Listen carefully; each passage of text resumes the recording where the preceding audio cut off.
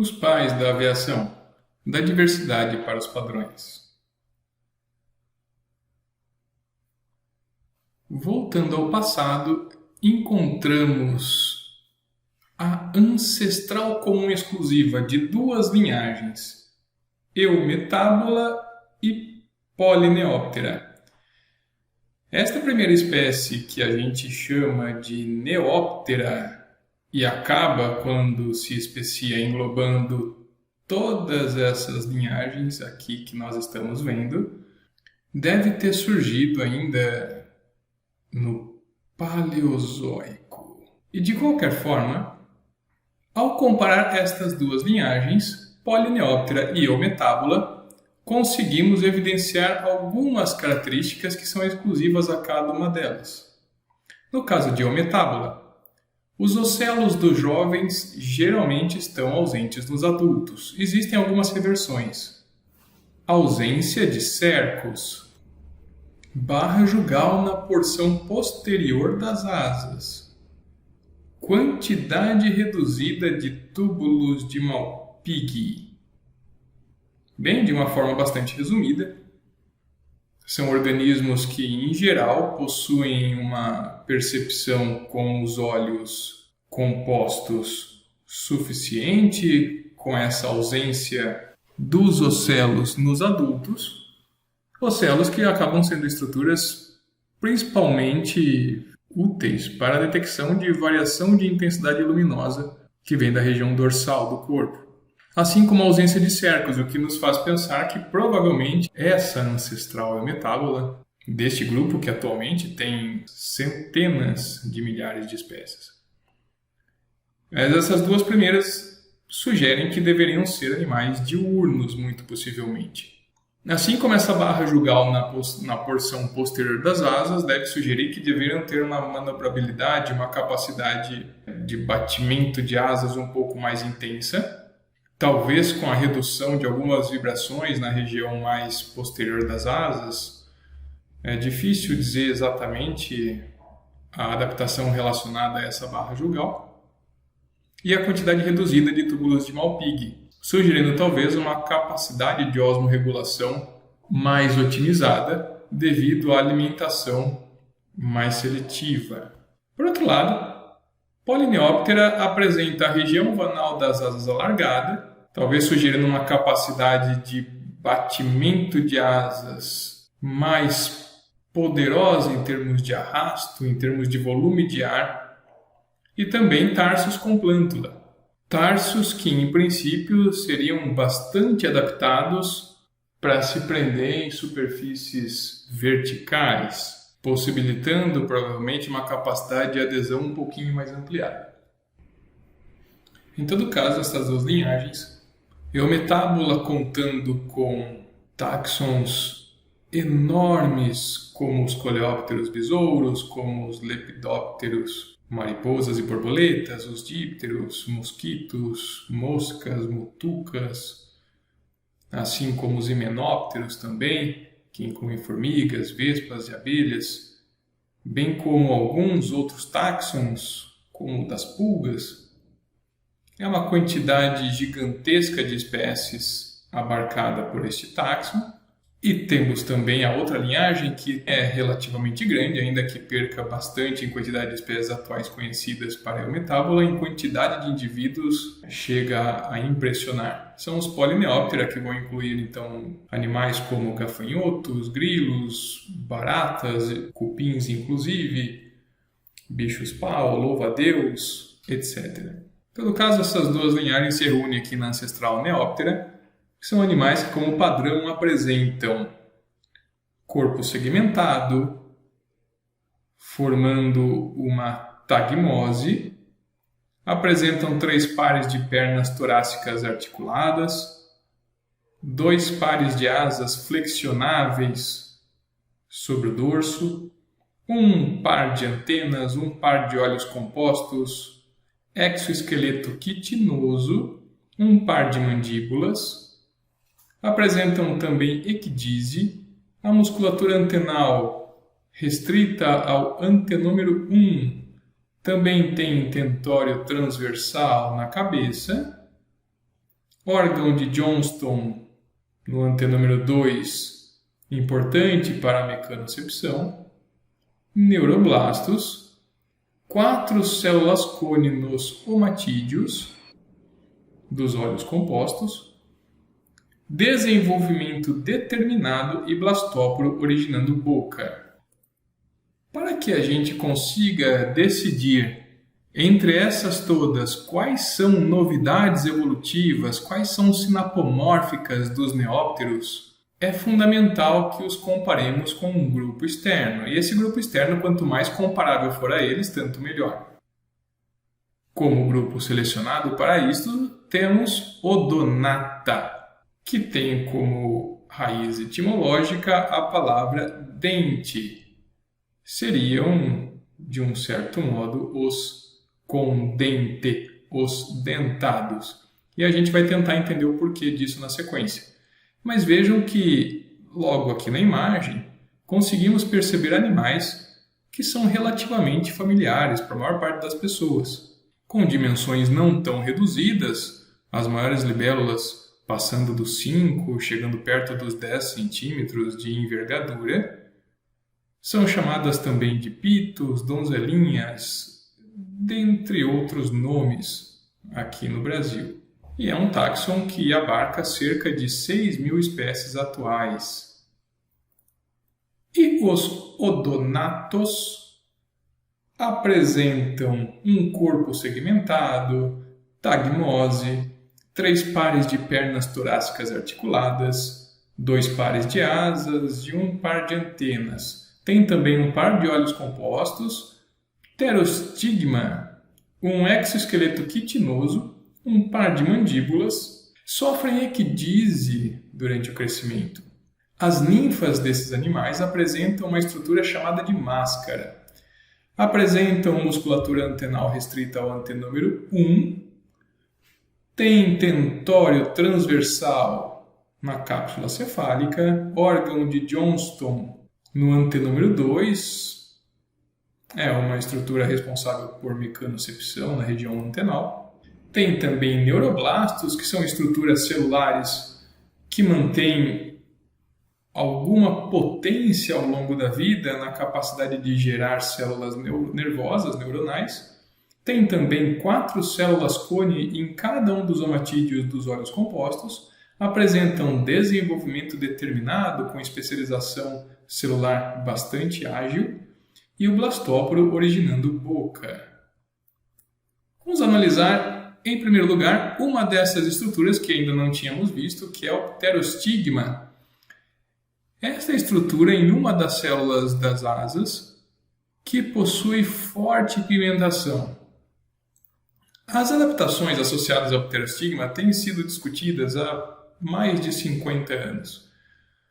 Mas foi somente nesse período em que começou a se chegar em algumas respostas um pouco mais conclusivas. Algumas das possibilidades incluem, por exemplo, o rompimento do padrão das asas, especialmente quando esses animais estão parados em meio a folhagens. Isso faz com que eles se tornem um pouquinho menos difíceis de ter a estrutura, o formato reconhecido por predadores. Talvez não resulte num impacto tão grande, mas é certamente uma estrutura mais pigmentada no meio de uma asa que é bastante translúcida. Então isso pode resultar, sim, em algum impacto significativo em termos de camuflagem. Uma outra possibilidade, esta bastante interessante também, é de que esses animais, durante o voo ágil, poderiam ter muitos feixes de luz, são animais diurnos quase sempre, muitos feixes de luz sendo direcionados para a região dos olhos, o que poderia confundi-los. Esse pterostigma talvez reduza um pouquinho esse efeito na região mais distal das asas, das 4 asas. Mas uma que talvez seja uma das mais surpreendentes foi uma hipótese levantada em 1972, segundo a qual essa concentração de pigmentos nessa região das asas tem um impacto surpreendentemente mais relacionado à aerodinâmica, que daí talvez tanto fizesse a coloração, mas reduzindo a quantidade de movimentos ondulantes pelas asas, que eu vou tomar liberdade aqui, numa transposição livre, de chamar de redução de turbulência, como se esses pterostigmas mantivessem um pouco mais a estabilidade das asas. E essa estabilidade ampliada pode chegar na casa dos 10, 20, 25%, fazendo com que esses animais continuem batendo essas asas na frequência tamanha que batem, sem que percam em demasia a eficiência do bater de asas.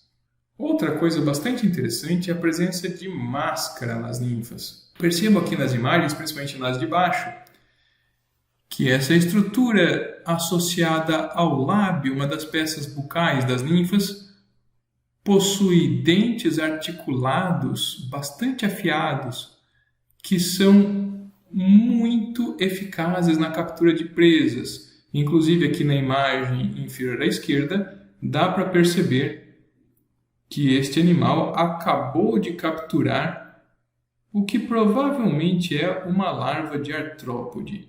E esses bichos costumam ser vorazes, são aquáticos, e possuem um mecanismo de projeção dessa máscara altamente eficaz e em grandes velocidades conseguem atingir com impacto notável as presas, perfurá-las e com isso começar a alimentação logo na sequência. Esses animais são invariavelmente predadores. Vamos ver agora num vídeo. This is the larva of a dragonfly.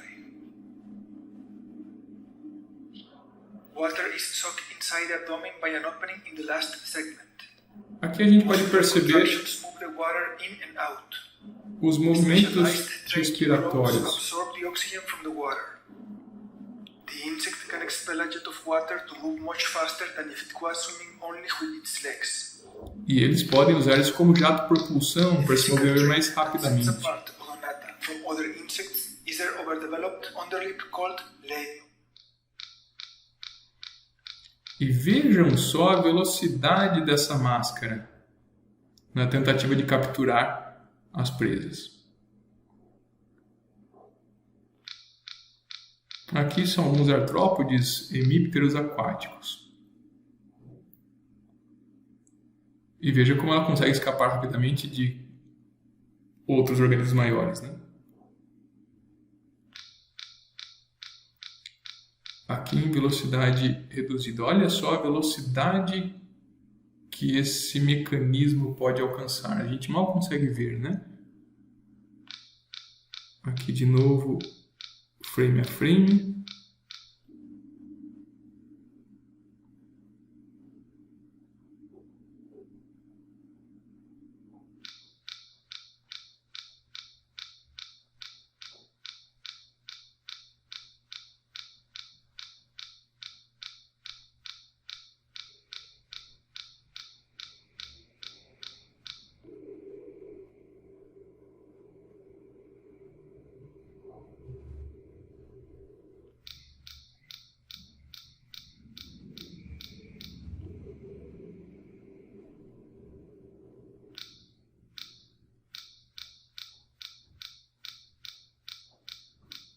Some species have evolved two semispheric pieces of body tissue that fit together when the labium is completely extended and act as a trap, capturing small creatures like in this case, a bag shrimp.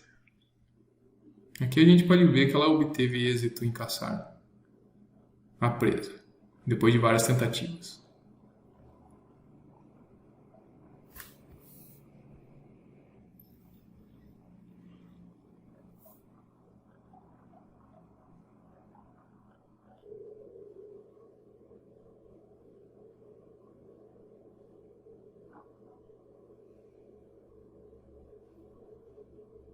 Mais um sucesso na captura.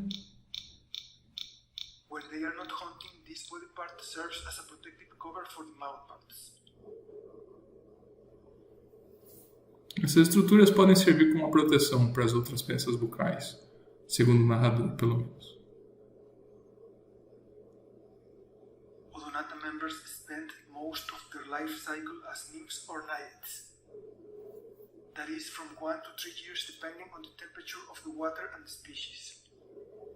E podem permanecer nesse estágio de vida por até 3 anos. Adults as they are as larvae.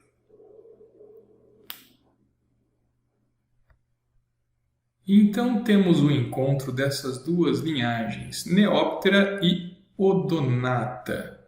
E ainda de uma outra que não teremos tempo para abordar, Ephemeroptera, mas o nome está aí, são animais bastante interessantes para quem tiver curiosidade.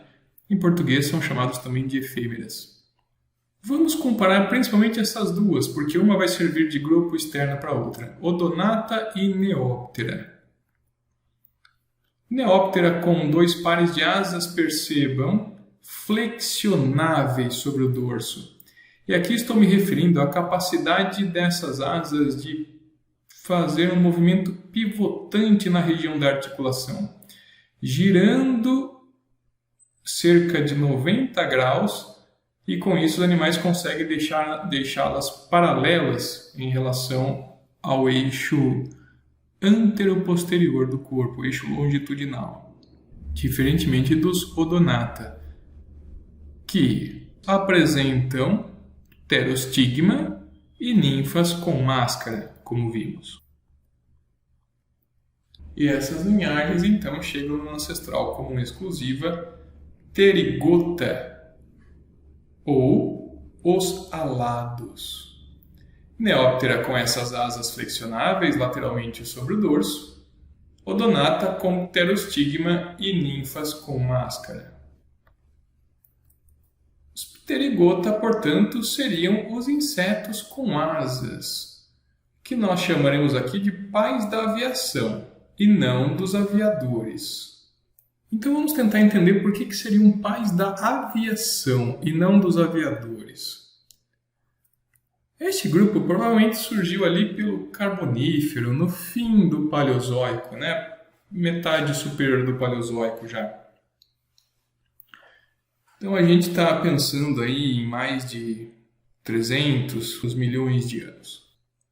Neste tempo nós encontraríamos esses primeiros insetos capazes de voar, ampliando consideravelmente a capacidade de locomoção desses animais, uma locomoção tridimensional que ainda era pouco explorada no meio terrestre, diante de uma disponibilidade de gás oxigênio muito maior do que a vida na água poderia ter tido até então, e conseguiam assim alcançar novos territórios, explorar os ambientes, cobrir vastas regiões ou amplas áreas em pouco tempo, conseguindo obter recursos alimentares de forma mais otimizada, escapar de predadores e assim por diante. E esse novo nicho ecológico certamente abriu novas janelas evolutivas para outras linhagens que foram respondendo com o tempo.